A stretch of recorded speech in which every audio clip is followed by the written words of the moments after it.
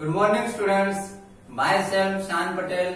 Today we are going to start part 2 of chapter number 11, Transportation in Animals and Plants. जैसे कि बच्चों हमारा chapter number 11 चल रहा है जिसका नेम है transportation in animals and plants. Animals and plants में ट्रांसपोर्टेशन किस तरीके होता है। ट्रांसपोर्टेशन मीन्स ट्रांसपोर्टेशन जैसे कि हम फूड ईटिंग करते हैं, है ना, उसका ट्रांसपोर्टेशन। हम वाटर ड्रिंक करते हैं उसका ट्रांसपोर्टेशन।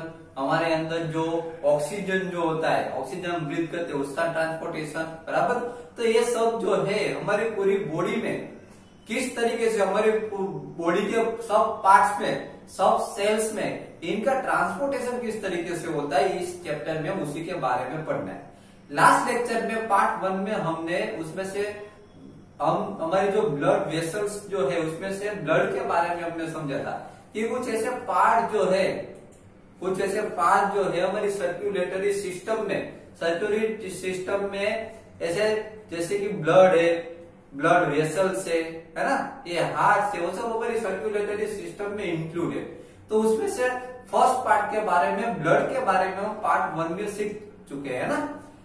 ब्लड के बारे में हमने पार्ट 1 में समझा था कि ब्लड जो है एक ऐसा फ्लूइड है, ऐसा लिक्विड है जिसमें सेल्स आए हुए हैं। कौन कौन से सेल्स आए, तो लास्ट लेक्चर में हमने 3 सेल्स के बारे में हमने समझा था। जो फर्स्ट जो था वो कौन सा था, रेड ब्लड सेल्स था, RBC, रेड ब्लड सेल्स। उसके बारे में हम समझा था कि हमारा जो ब्लड जो होता है उसके अंदर मेनली हीमोग्लोबिन होता है, रेड पिगमेंट होता है, हीमोग्लोबिन है वो रेड होता है, जिसकी वजह से हमारा ब्लड जो है वो रेड कलर का दिखता है। उसके बाद में हमने सेकंड सेल्स के बारे में समझा था जो थे WBC, white blood cells. White blood cells जो है और हमारी बॉडी के अंदर कोई जंप सेंटर होते हैं तो उसके सामने क्या करते हैं, फाइट करते हैं। समझ में आ रहा है, डिसीज के सामने वो फाइट करते हैं। उसके बाद थर्ड हमने सीखा था प्लेटलेट्स। प्लेटलेट्स के बारे में हमने समझा था कि अगर कहीं पे हम इंजर्ड हो गए हो तो हमारे बॉडी पार्ट्स में से ब्लड फ्लो होता है। आफ्टर सम टाइम, थोड़े टाइम के बाद में वो ब्लड जो होता है वहां पे रेड कलर का पूरा जम जाता है, रेड कलर का। समझ में आ रहा है, ब्लड जो है पूरा जम जाता है। तो वो जो क्लोट जो है जम जाता है, जो क्लोट जो है वो किसकी वजह से होता है, तो ये प्लेटलेट्स की वजह से होता है। तो ये सब हमने लास्ट लेक्चर में समझ चुके थे। ओके, आज के लेक्चर में हम सेकंड जो टाइप है उसकी, जो सर्कुलेटरी सिस्टम में है, जो सेकंड पार्ट है ब्लड वेसल्स। आज के लेक्चर में हम मेनली ब्लड वेसल्स के बारे में समझने वाले हैं कि ब्लड वेसल्स क्या है। लास्ट लेक्चर में थोड़ा समझा था कि ब्लड वेसल्स जो है उसमें से ब्लड फ्लो होता है। मैंने आपको एक एग्जांपल दिया था कि ब्लड वेसल्स क्या है। जैसे कि समझ लो कि वाटर को फ्लो होना हो तो वाटर के लिए पाइप चाहिए, वाटर पाइप के अंदर से फ्लो होता है। उसी तरीके से ब्लड वेसल्स है, ब्लड को फ्लो होना हो तो ब्लड वेसल्स में से फ्लो होगी। समझ में आ रहा है, पाइप की जगह पे ब्लड वेसल्स समझ लो, उसके अंदर से ब्लड क्या होता है, फ्लो होता है ब्लड वेसल्स के अंदर से। Okay, see here there are 2 types of blood vessels present in the body. बच्चों हमारी बॉडी के अंदर 2 टाइप की ब्लड वेसल्स मेनली प्रेजेंट होती है। कौन कौन सी वो 2 ब्लड वेसल्स है, आर्टरीज एंड वेन्स। याद रखना, आर्टरीज एंड वेन्स, हमारी बॉडी के अंदर 2 टाइप की ब्लड वेसल्स है। First arteries and second is veins. Clear. देखो यहाँ पे मैंने पूरा पिक्चर ड्रॉ किया हुआ है। ये पिक्चर के बारे में मैं आपको अभी समझा रहा हूँ कि लंग्स में जो ब्लड जो होता है हार्ट में किस तरह से कहां से कहां पहुंचता है, बराबर। ये पूरा उसके बारे में समझना है हमको कि यहाँ पे आर्टरीज क्या वर्क करती है इसके अंदर। ये रही आर्टरीज, देखो, है ना, यहाँ पे लंग्स ड्रॉ किए हुए, यहाँ पे लंग्स होते हैं। ये पल्मोनरी आर्टरीज होती है, यहाँ पे पल्मोनरी वेन्स होती है ना। यहाँ पे देखो, यहाँ पे वेन से ऐसे फ्लो हो रही है, आर्टरीज जो इस तरीके यहाँ पे फ्लो हो रही है। तो इन सब के बारे में, ये जो ब्लड कहाँ से कहाँ सर्कुलेशन होता है वो मैं आपको अभी डिटेल में समझाता हूँ। ओके, सी है। तो ये तीनों के बारे में आज हम समझेंगे। आर्टरीज जो है वो क्या वर्क करती है, आर्टरीज का काम क्या होता है। बाद में वेन्स क्या वर्क करती है, और कैपिलरीज का क्या वर्क है। ओके, ये मैं आपको फिगर में ही साथ में समझाता जाऊंगा। Okay, first one is arteries. Arteries carry oxygen rich blood from the heart to all parts of the body. देखिए आर्टरीज का काम क्या है, आर्टरीज क्या वर्क करती है, तो arteries carry oxygen rich blood, जो ऑक्सीजन रिच जो ब्लड होता है, जिस ब्लड के अंदर ऑक्सीजन होता है वो लेती है। कहां से ले लेगी, from the heart to all parts of the body, वो हार्ट में से लेगी और बॉडी के सभी पार्ट में पहुंचा देगी। आर्टरीज क्या करेगी कि यहाँ पे जो ऑक्सीजन रिच ब्लड जो होगा हार्ट में, यहाँ पे हार्ट में जो ऑक्सीजन रिच ब्लड जो होगा, वो ऑक्सीजन रिच ब्लड जो है वो आर्टरीज यहाँ से ले लेगी और आर्टरीज उसको कहाँ पे भेजेगी, आर्टरीज जो है वो बॉडी पार्ट्स में, सभी बॉडी पार्ट्स में उसको भेज देगी ऑक्सीजन रिच ब्लड को। Clear? Okay, now since the blood flow is rapid, ये रैपिडली ये ब्लड जो है वो फ्लो होता है, and at a high pressure के साथ the arteries have thick elastic walls. देखिए यहाँ पे ऐसा बताया गया है कि ये जो आर्टरीज जो है वो थिक इलास्टिक वॉल है। क्या है? थिक इलास्टिक वॉल, जिसमें से हाई प्रेशर के साथ ब्लड जो है वो फ्लो होता है। लेकिन कैसा ब्लड फ्लो होता है? Oxygen rich blood. कैसा? Oxygen rich blood. आर्टरीज जो है हार्ट में से ऑक्सीजन रिच ब्लड, ऑक्सीजन वाला ब्लड जो है हार्ट में से ले लेगी और उसको बॉडी पार्ट्स में, सभी बॉडी पार्ट्स में उसको क्या करेगी? फ्लो कर देगी उसका। ओके, तो आर्टरीज का काम ये है। आर्टरीज की जो वॉल होती है वो थिक वॉल होती है। कैसी होती है? Arteries have thick elastic wall, उसकी वॉल जो होती है थिक और इलास्टिक होती है। And second is veins. Veins क्या काम करती है? देखिए, veins are the vessels which carry carbon dioxide rich blood from all parts of the body back to the heart। देखिए इसमें उल्टा है। इसमें क्या होता है कि ये जो वेन्स जो है वो कार्बन डाइऑक्साइड रिच ब्लड ले लेगी। कहां से ले लेगी? तो body all parts of the body, body के सभी पार्ट्स में से जो कार्बन डाइऑक्साइड रिच ब्लड जो होगा, जिस ब्लड में कार्बन डाइऑक्साइड होगा वो ब्लड वो ले लेगी और उसको क्या करेगी? वापस हार्ट में भेज देगी। देखो यहाँ पे उल्टा हो रहा है। जो आर्टरीज क्या करती है? आर्टरीज जो है उसका काम क्या है कि ऑक्सीजन रिच ब्लड हार्ट में से लेती है, हार्ट में से ऑक्सीजन रिच ब्लड लेगी और बॉडी पार्ट्स में भेज देगी। समझ में आ रहा है? अब वेन्स क्या करेगी? वेन्स उल्टा करेगी। वेन जो है कार्बन डाइऑक्साइड रिच ब्लड लेगी। क्या लेगी? कार्बन डाइऑक्साइड रिच ब्लड, जिस ब्लड में कार्बन डाइऑक्साइड होगा, ये वेन जो है वो कार्बन डाइऑक्साइड रिच ब्लड लेगी, सभी बॉडी पार्ट्स में से, ऑल बॉडी पार्ट, सभी बॉडी पार्ट्स में से वो कार्बन डाइऑक्साइड रिच ब्लड लेगी और कहां पे पहुंचा देगी? वो हार्ट में पहुंचा देगी। समझ में आ रहा है? आर्टरी का काम ये है कि हार्ट में से ऑक्सीजन रिच ब्लड ले लेती है, सभी बॉडी पार्ट्स में आ जाते हैं। अभी वेन्स क्या करेगी? सभी बॉडी पार्ट्स में से कार्बन डाइऑक्साइड रिच ब्लड ले लेगी वेन्स और उसको वापस हार्ट में पहुंचा देगी। समझ में आ रहा है? ये दोनों का वर्क है। Now the veins have thin walls. Veins जो है उसकी वॉल थिन होती है।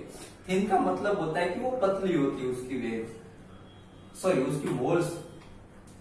There are valves present in veins which allow blood to flow only towards the heart. देखिए यहाँ पे बहुत ही इंटरेस्टिंग टॉपिक है कि इसमें ऐसा बताया गया है कि वहां पे वाल्व होते हैं। क्या होते हैं? वहां पे वाल्व होते हैं। वाल्व क्या करता है? वाल्व क्या करता है कि जो ब्लड जो है, जो कार्बन डाइऑक्साइड रिच ब्लड जो है वो एक ही डायरेक्शन में फ्लो हो सकता है। मीन्स वो हार्ट की ओर ही फ्लो हो सकता है, उल्टा नहीं जा सकता। समझ में आया? उल्टा जाएगा तो क्या होगा? आर्टरीज जो ऑक्सीजन रिच ब्लड जो होगा उसके साथ मिक्स हो जाएगा। समझ में आ रहा है? इसलिए यहाँ पे वाल होता है। वाल क्या करता है? वाल की वजह से ये जो कार्बन डाइऑक्साइड रिच ब्लड जो होता है वो एक ही डायरेक्शन में फ्लो हो सकता है, मीन्स हार्ट की ओर ही फ्लो हो सकता है। Clear? Okay, now third one is capillaries. Third जो है वो कैपिलरीज है। कैपिलरीज का वर्क काम क्या है?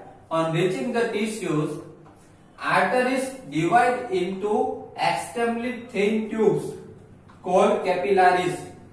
यहाँ पे ऐसा बताया गया है कि आर्टरीज जो होती है, आर्टरीज यहाँ से आएगी, बाद में वो अलग अलग, देखो बाद में अलग अलग पार्ट्स में डिवाइड हो जाएगी। इंटू एक्स कर भी 3 ट्यूब्स, अलग अलग ट्यूब्स में डिवाइड हो रही है, देखो कर रही है। आर्टरीज यहां तक आके अलग अलग ट्यूब्स में क्या हो जाएगी, डिवाइड हो जाएगी। ये जो अलग अलग ट्यूब्स जो आपको दिख रही है उसको कैपिलरीज कहा जाता है। Clear? Okay, now the capillaries join to form veins which empty into the heart. यहाँ पे ऐसा बताया गया है कि कैपिलरीज जो है, आर्टरीज यहाँ पे आके कैपिलरीज में कन्वर्ट हो जाती है, बराबर। बाद में क्या होगी, कैपिलरीज जो है वापस ज्वाइंट हो जाएगी, समझ में आ रहा है, वापस यहाँ पे ज्वाइंट हो जाएगी और वेन्स में कन्वर्ट हो जाएगी, वेन बन जाएगी। यहाँ पे आर्टरीज आएगी, आर्टरीज यहाँ पे कैपिलरीज में कन्वर्ट हो जाएगी और कैपिलरीज वापस ज्वाइंट हो गए क्या बन जाएगी, वेन्स बन जाएगी। समझ में आ रहा है, विच एम्प्टी इनटू द हार्ट, और वहां वो हार्ट में जाके एम्प्टी होती है। कहाँ पे होती है, हार्ट में जाके। समझ में आ रहा है। तो बच्चों आज हमने बहुत ही इंटरेस्टिंग टॉपिक के बारे में समझा कि ब्लड वेसल्स जो है उसमें दो टाइप की उसमें ब्लड वेसल्स होते हैं। कौन कौन सी दो टाइप की, आर्टरीज एंड वेन्स। एक तो आर्टरीज होती है और दूसरी कौन सी होती है, वेन्स होती है। समझ में आ रहा है। तो ये दोनों टाइप की जो ब्लड वेसल्स है उसके बारे में मैंने आपको पूरा डायग्राम ड्रॉ करके दिखा। देखिए ये पूरा डायग्राम है ना, कि वर्क क्या होता है, आर्टरीज का क्या वर्क। देखो अब मैं आपको एक बार शॉर्ट में समझा देता हूँ। आर्टरीज जो है, आर्टरीज का वर्क क्या है कि आर्टरीज जो है वो हार्ट में जो ऑक्सीजन रिच जो ब्लड होता है, जिस ब्लड में ऑक्सीजन प्रेजेंट होता है, ऐसा ऑक्सीजन रिच ब्लड जो है वो आर्टरीज हार्ट में से लेगी। समझ में आ रहा है, हार्ट में से वो ऑक्सीजन रिच ब्लड ले लेगी और body, all parts of the body के सभी पार्ट्स में उसको पहुंचा देगी। समझ में आ रहा है। तो आर्टरीज का काम ये है। उसी तरीके से वेन्स का क्या काम है, वेन जो होती है वो क्या करेगी, वेन जो होती है हमारी बॉडी पार्ट्स में, सभी बॉडी पार्ट्स में जो कार्बन डाइऑक्साइड रिच ब्लड जो होगा वो कार्बन डाइऑक्साइड रिच ब्लड वहां से कलेक्ट कर लेगी।